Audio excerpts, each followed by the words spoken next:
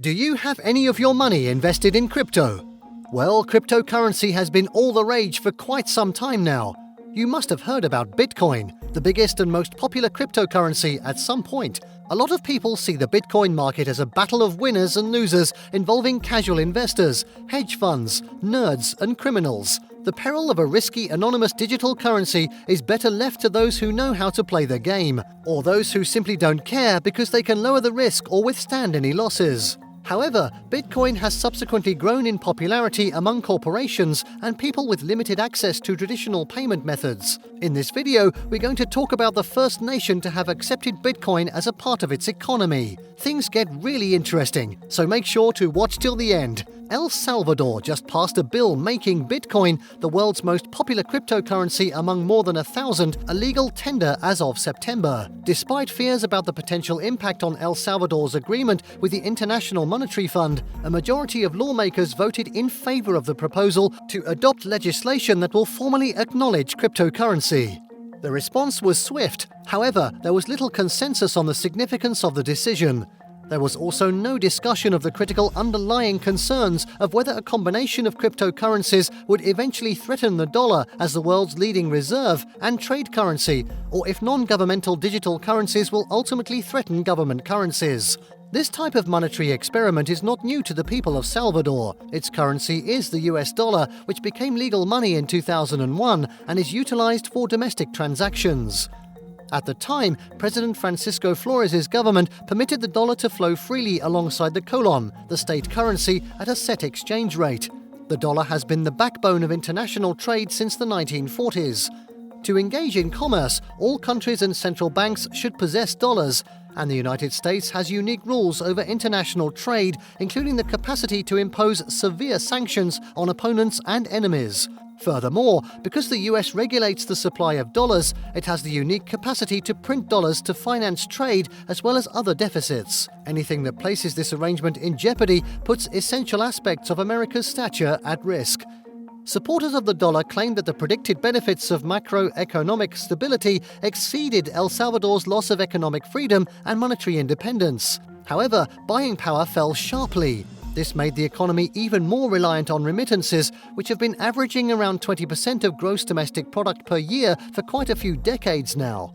Utilizing Bitcoin as a legal tender will further worsen the monetary limits shown by dollarization, particularly the absence of an autonomous macroeconomic institution or framework to determine national policies.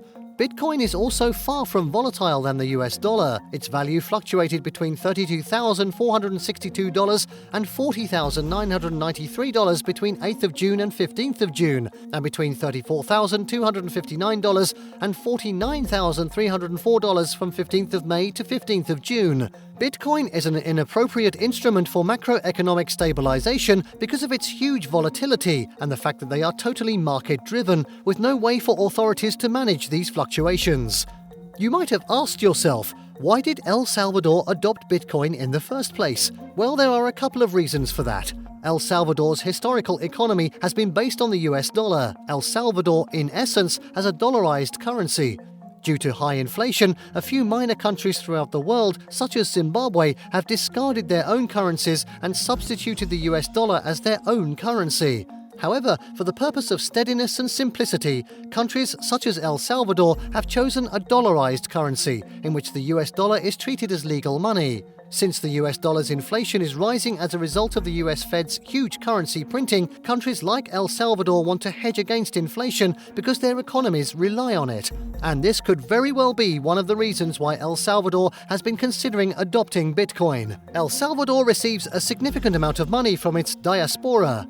Because remittances account for about 20% of the country's GDP, the diaspora pays a high price to transfer funds back to their homeland. As a result of its adoption of Bitcoin, El Salvador's government hopes to reduce the cost of sending remittances back home, which is critical to the country's economy. As a result of these two factors, the government of El Salvador has decided to accept Bitcoin as legal cash. This is potentially paving the way for even wider adoption of cryptocurrencies around the world, particularly by government organizations. The president of El Salvador, Nayib Bukele, said on Twitter that Bitcoin will make remittance payments easier and lower transaction costs significantly. Despite several appeals from the United Nations and the G20 to decrease them, the costs that migrants need to pay to send money back home are preposterously high. According to the World Bank, the average world cost of mailing $200 overseas is around $13 or 6.5%, which is significantly more than the Sustainable Development Goal target of 3%. Nevertheless, low-income countries received $540 billion in remittances in 2020, just a little less than the $548 billion received in 2019, and significantly more than their inflows of foreign direct investment, $259 billion in 2020, and overseas development aid, $179 billion in 2020. Lowering fees to 2% might result in an annual gain of $16 billion in remittances. Bukele has praised Bitcoin for its capacity to enable Salvadorians working abroad in sending remittances home, while simultaneously stating that the US dollar will remain legal cash.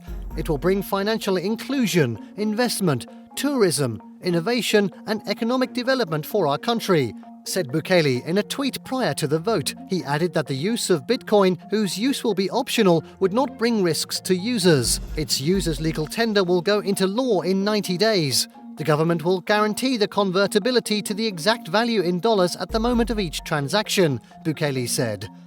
A trust that the government will set up at the Development Bank of El Salvador to instantly convert Bitcoin to US dollars will assume merchants' risk, he said. It will hold about $150 million. If there's an ice cream parlor, he doesn't really want to take the risk. He has to accept Bitcoin because it's a mandated currency. But he doesn't want to take the risk of convertibility, so he wants dollars deposited in his banking account. When he sells the ice cream, he can ask the government to exchange his Bitcoin to dollars, Bukele said.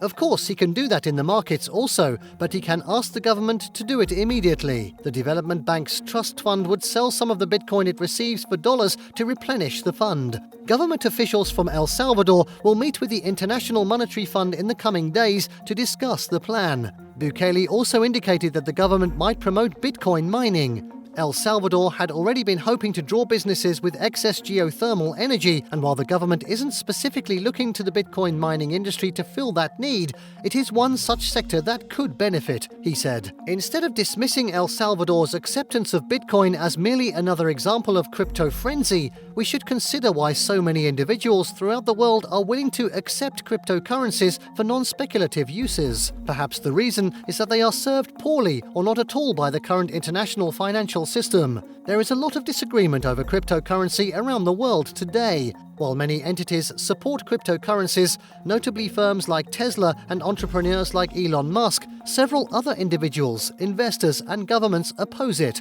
China, for example, has outright banned cryptocurrency despite being the world's largest crypto mining hub. The Bank of England, the Federal Reserve of the United States, and the US Treasury Department have all expressed strong opposition to cryptocurrencies.